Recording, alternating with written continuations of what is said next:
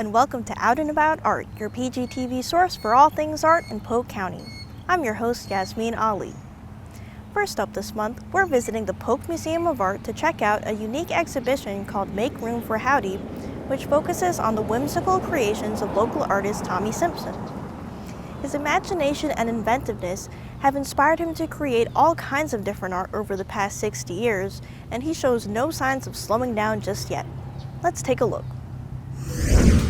We are standing in our Murray Ledger galleries at the museum on the second floor, and we typically feature regional artists in this space. Oftentimes we will reach directly out to artists that we know of or whose studios we're aware of. In this case, actually, Tommy reached out to us. So he brought us his objects and his ideas for putting on an exhibition here, and then it became a whole conversation along with our manager of exhibitions and adult programs, Laura Putnam, as she worked directly with Tommy to be able to put together this show. The exhibition and Tommy's style resonate with all of his humor and all of his whimsy in every possible way. And I think when viewers come to see the work, they're going to notice that he's not only an exquisite artist in terms of how well he's able to use his materials, working in mixed media, and all around me here actually you see a lot of his gouache work, which I think is especially beautiful in terms of his technique. They're going to see that he is a great artist, but also an artist who infuses his work with great storytelling, with great rhyming and poetry, and you feel like there is a sense of a literary and visual art combination in his work. I think there's so much to gain from it. It's also that kind of exhibition where you want to spend a lot of time in it, reading the labels, figuring out exactly how the visual interpretations or illustrations align with the text that he has aligned with the artist as well. So I think it's so interesting, and I think people get really, really involved in this exhibition, and I doubt they've ever seen anything quite like it. I think there is no other artist like Tommy Simpson, and I think people will realize that as they walk through the show. The show at the Polk Museum of Art is called Make Room for Howdy. And I sort of grew out of Maya Angelou. I remember seeing a film on her, and she was saying that, you know, in a sense, you should put your hand out to everybody and say welcome, or let's talk, or what do you have to say, or whatever. And it's a mixed media show which shows a variety of things, and with the idea that you can do a variety of things, and that if you get to talk to people, a lot of people will respond and give to you, which is really wonderful. You know, well, I thought of that, or I did one of the same thing, or, you know, I had the same experience, but, you know, they threw water on me instead of Coca-Cola or something, you know, that kind of, so you actually get an exchange. So you'll feel like you're really in the world and not just you know, a body walking around, interfering with everyone.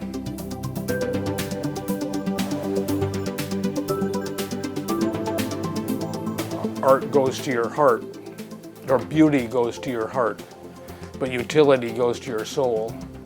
Over the 60 years, I found that a lot of people have not an education in sculpture and painting, but everybody lives with furniture and beds and tables, and they have a vocabulary and an understanding. And so a lot of what I did was make, you know, art pieces, art furniture pieces for people, as well as paintings. And if you needed plates, you go and make ceramics, and if you want some jewelry, you go find somebody to do, or like the shirt that a person helped me make, that kind of thing. So you're having fun learning things and discovering and that kind of, and so I've been lucky that way. I've been able to do it for 60 years.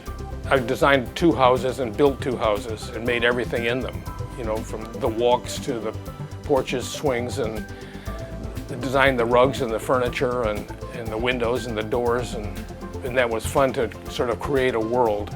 I've been lucky to be able to make all sorts of things and enjoy doing it, and made lots of friends in the process, because a lot of people would understand who you are and what you're doing and why, and they have a real conversation to connect and communicate, and having to go through that, it helps you understand the tasks that a lot of other people have done and gone through, and it helps be empathizing, have empathy, and you think, you know, I did this, but God, look what they did with it. How'd they ever you go back, 500 years and you look at people working on dirt floors and eating beans, and it's amazing what they visually came up with or could do. I mean, they didn't have all the electronics and tooling and machinery we have today, but they somehow came up with it and did it. And so, yeah, I enjoy doing a whole variety of things versus just one aspect. I would recommend, no matter what you do in life, whether you're, doctor, lawyer, Indian, or chief, is to put some aspect of doing something with your own body, in your own mind, whether you play golf or tennis or, dance or cook or make gardening or something that you're actually have your hands and fingers, that's what they're for, to do something with. And it's good for your spirit and when you sit in the chair, you don't need the phone, you can sit and think about what flower do I like, or why did I put that on there, or that kind of thing. We actually have extended this show through the end of 2020, through December. So there's plenty of time to come see it, to take in the whimsical world of Tommy Simpson, and really to be able to enjoy his art and everything else that the museum has to offer. This fall, we have an exhibition called What's the Story? Art in Search of a Narrative, which is going to be a great exhibition that allows visitors to become the active storytellers and narrators of works of art. So those are open-ended works that allow visitors themselves to be able to find what the stories are behind the works as not provided by the artists themselves. And then we cap off our whole year with a huge exhibition featuring the work of Henri du Toulouse-Lautrec, and that is an artist who basically defined in artwork what the 1890s in France looked like, and in Paris in particular. So if anybody envisions the Can-Can dance or the Moulin Rouge, those are the images that were created by Toulouse-Lautrec. So basically the museum is going to be taken over to be a Toulouse-Lautrec spectacular from February through May of 2021. So our exhibition season itself is really, really exciting, but we'll continue doing the programming that also leads to our mission of educating and entertaining the public of all levels and interests. And we'll keep doing our virtual programming too, because we learned over these past 5 months that while what we do physically in the museum is really important, we also want to be able to allow those who can't come to the museum every day or whenever they'd like to access to our programs as well. So we now fully feel like we are a museum that has emerged into the 21st century, and we are thrilled to have large involvement of our community both in the museum itself and in the virtual plane. Make Room for Howdy will be on display at the Polk Museum of Art until December 6th. For more information on the exhibit and to find out more about future programming, visit polkmuseumofart.org. You can also check out more of Tommy Simpson's artwork on his website, tommysimpson.art. Next, we're visiting the Lake Wales Art Center, another one of Polk County's outstanding museums. Over 50 artists were given the task of creating a portrait of Sticky Steve Morrison, a community leader who's dedicated his life to nature conservation. The result is an awe-inspiring, breathtaking celebration of a man who continues to touch the lives of those around him today. Here's a look at Sticky Steve, A Homebrewed Life. Paul O'Neill reached out to me early last year and said that he had this idea to do a curated exhibit of his friend Sticky Steve. Now, Steve is a local legend here. So I knew that if he was going to curate this art exhibit, it had to take place here at the Lake Wales Art Center. So over the past year or so, Paul and I have been corresponding, but really Paul has done the bulk of the curation of this exhibit, and then my director of programs, Amanda McAllister, and staff ended up hanging the exhibit. So we're really happy how everything turned out. The virtual tour was in partnership with Williamson Photography, and we documented the entire gallery so people can access it on their computer and look at every individual piece of art. And then we have click-through links so they can look at any sort of videos of that artist, and some actually take them to their website. So we're really excited about that opportunity for all of our guests that aren't so comfortable coming out yet, this gives them a chance to participate. My name is Paul O'Neill. I'm an artist, hobby filmmaker, and professional firefighter. I met Sticky Steve about 22 years ago. I was freshly graduated from college. He had hired me as an intern to work with him at the Tiger Creek Preserve, which is owned by the Nature Conservancy. And so when I arrived, I started working with him and a lot of other people on the preserve doing prescribed fire. And I quickly realized that he was not an ordinary person. It was evident that his life was filled with meaningful things. He was a beekeeper.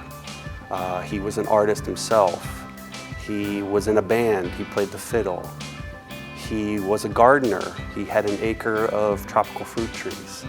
And he had dedicated, up to that point, his entire adult life to conserving plants and animals. I got the idea for the exhibit about a year ago. I love making art, and I enjoy making short documentary films about other artists making art. And I was watching another filmmaker, and they had an exhibit in Pittsburgh, Pennsylvania. It was based on the idea that you got a bunch of artists together and they all did a piece of artwork on a single individual. Well, I knew a couple artists, and I thought maybe I could pull this off, but I said, well, who would be the subject? And I immediately thought of my friend Sticky Steve. At the very beginning of the project, I approached different artists. I started with a flyer that I would pass around. It eventually evolved into a website. And in the end, we had 64 artists agree to participate in this project. There were no rules.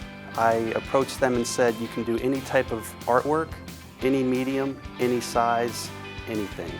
It's totally up to you. And I gave them that freedom to just do what they do and kind of see what comes in. Yeah, so a lot of the artists are local artists, friends, family members, and so it's almost like a homecoming for Steve. He was able to connect with new artists, but also reconnect with old friends. And I think that was a really interesting part of this exhibit. When I first approached Steve for the idea for this exhibit, he was very reluctant. I mean, if you can think about it yourself, how would you feel if you had 64 artists all focusing in on you and drawing you, painting you, filming you? It would be kind of strange, and in fact, Sticky, one of his remarks was, this is a very strange experience. But I think he quickly realized that it's more than just his image. And in his own humble way, he realized that this is about maybe reaching for something more than who we are. I think his life, he's kind of tried to reach for more than who he can be, and a lot of times reaching that goal. And so I think he was happy with being kind of that point person for this exhibit. And that was kind of the point of the exhibit. You know, we can be more than who we are, and we just have to try. And when you do, sometimes fabulous things happen. I'm a professional firefighter. I'm kind of out of my elements curating an exhibit. It's not something I studied to do. I'd never done it before. But there are some things in life that when you're on the right track, it appears that doors will open that were once closed, and other doors will appear where there weren't doors before. So this exhibit just kind of fast-tracked itself. There's a quote that I like, and it's that people don't have ideas, ideas have people. And the idea for this exhibit had me, and I just went with it. And luckily, I have some great friends around me, artist friends, people that can handle logistics. I had a gallery that was willing to host it. Everything fell into line. The exhibit started as kind of a personal thank you from me to Steve for kind of being the type of person to give great examples of how to live a meaningful life. You know, we all need examples of what it means to live a good life. And he just was the perfect person for that. So for me, it was very personal. But as the project continued, it became a very public thank you to Steve. He's such a pillar in the community here, and he's beloved by many. And people were just very anxious to come out and participate. They wanted to be involved with this. And that's a lot of what Steve has always been. He's always been this type of person to bring people together. Not intentionally, but just his manner that he brings people together. One of the main things I like about Steve is when he talks to you, he's talking to you as if he's going to learn something from you, not vice versa. So it was really a great community project. It's really important to support organizations like ours and other fine arts organizations around the county, because we're providing a lot of creative opportunities, not only for adults like coming to this exhibit, but also our K through 12 education and community outreach, because there are a lot of children that cannot afford to take these classes, and it's the support of our residents that allows us to offer these kind of programs to them for free. We have a new exhibit coming in November. It's an art invitational competition named after one of our big supporters. He passed away this year, Chip Tallberry. So that'll be in November, and then we have education programming online with world-class instructors, and that takes place in early October. And all of that information can be found on our website. I would love for them to come out, check out the exhibit, visit our website, lakewellsartscouncil.org, see all of the opportunities that we have. We have a full season ready to go, some of it virtual, some of it in person in the spring, hopefully. And I just want to thank them for their continued support of our organization. Sticky Steve, A Homebrewed Life will be on display at the Lake Wales Art Center until November 6th. For more information on the exhibit and the artists behind it, visit thestickysteveshow.weebly.com. You can also check out lakewellsartscouncil.org for more information on the museum's upcoming programming and exhibits. For our final segment, we're featuring a renowned artist who has made it his life's work to tell stories about Florida's unique natural environment. Tom Freeman has painted almost 1,000 paintings over the course of his life, most of which depict Florida landscapes. During this segment, he shares about his life at Camp Mack in Polk County and reads a poem he wrote about his friend Ichabod, a great white American egret. I'm actually now 94 years old. I've spent most of that time in my life here in Florida. I've spent 75 years in Polk County. Painting has been my love of life, and I don't have any reason to know why I began painting, but I did. And I don't know just exactly what number, but it's very close to 1,000 paintings over a period of the 94 years. When we got ready to move into the Florida area, I wanted to be on the water. Camp Mack was just beautiful. There was a house that a man had moved out of and moved out to Texas.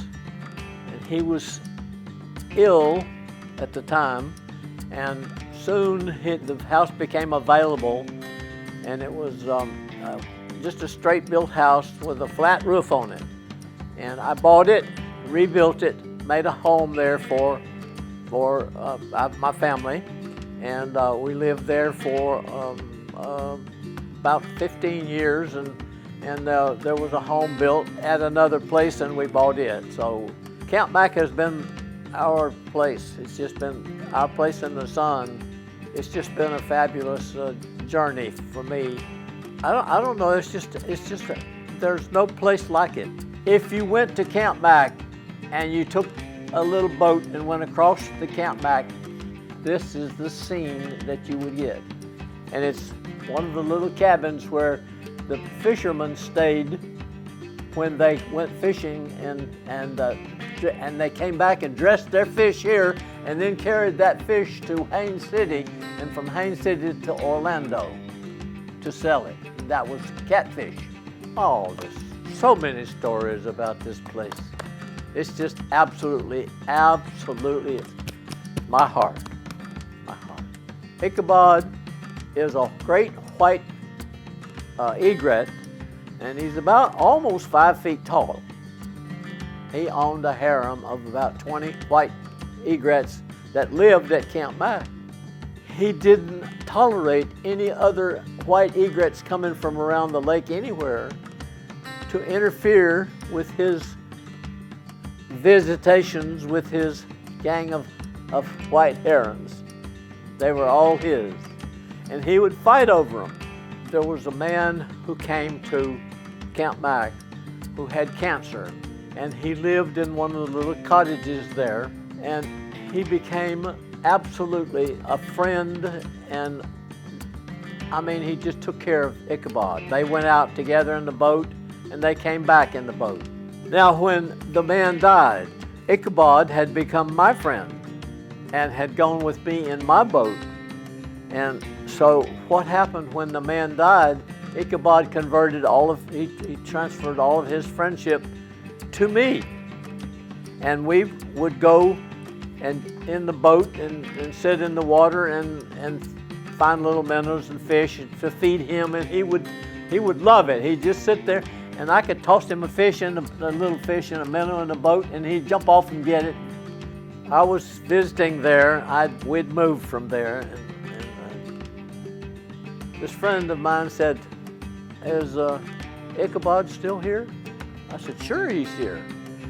I said, "Would you like to see him? Yes, I'd like to see Ichabod." I went to the end of the dock. "Ichabod, come here." He flew in, landed on the dock, and I had a little bucket of minnows that we'd been fishing, and I tossed him a couple of minnows, and he ran and picked up the minnows, waved to me, and flew away. It's the last I ever saw him.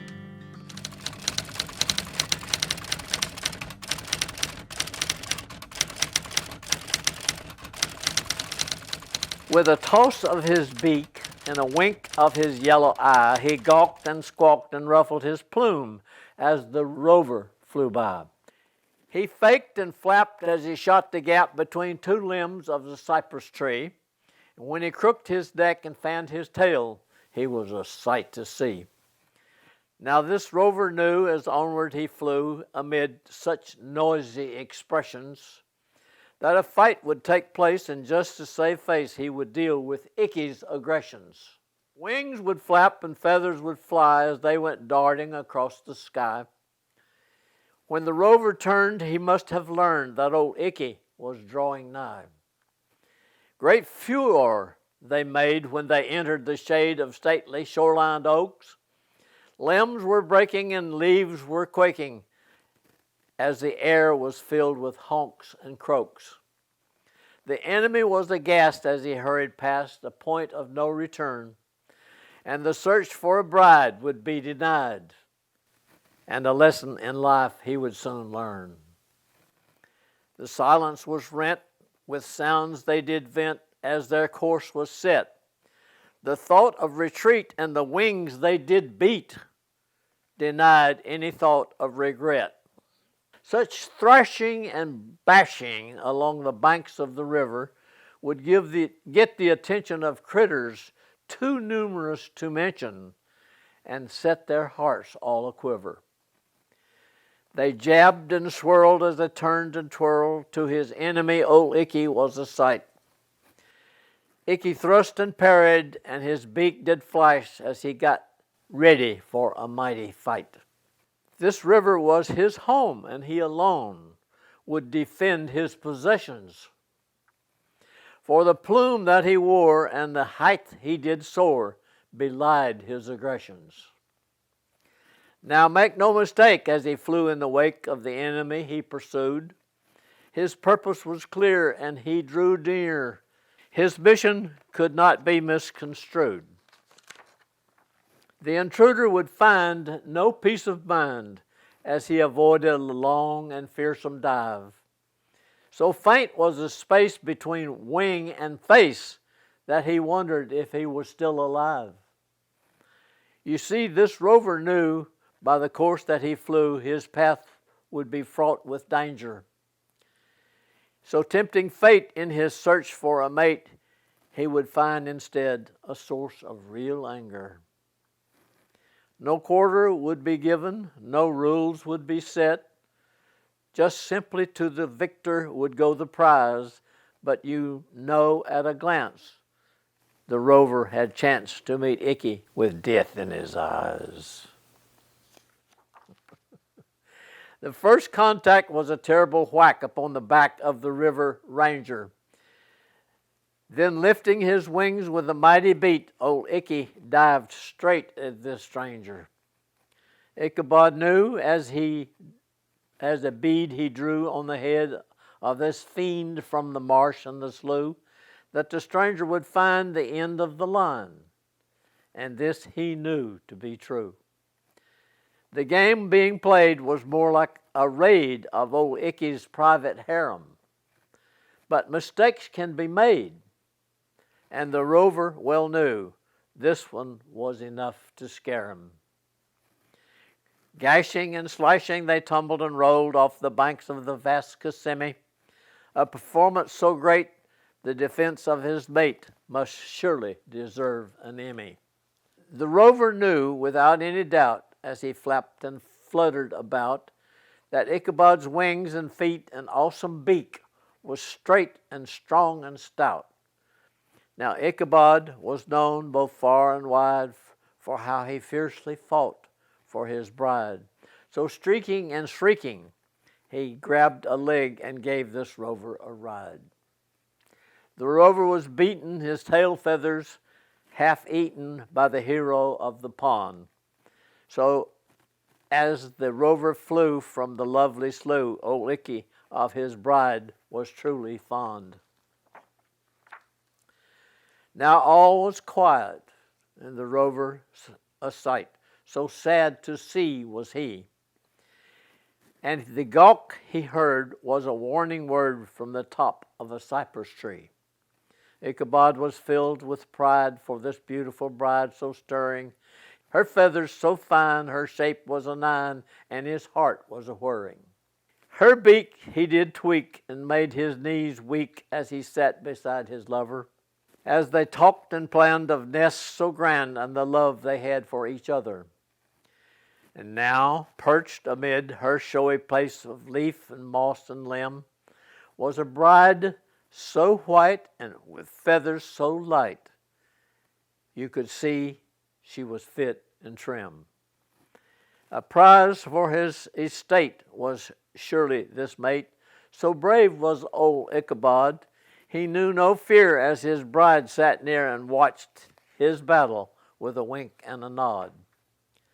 She preemed and gleamed in the sunlight so cheery and bright, for she knew this day that in no way would the rover win this fight. Now Ichabod was staid and most unafraid with a toss of his flashing head. He would slash and smash till his enemy was gashed and most nearly dead. Her heart was glad, no time to feel sad. Her plume was dressed with delight. Old Icky, her mate, must surely rate the greatest respect for his furious might. Today, I saw him and he saw me. Together, we fancy each other. From me, he'll take a fish so tasty and fine, and I his heart will discover. Well, that's all I have for this month. Thank you so much for joining me, and I'll see you next time for more art out and about.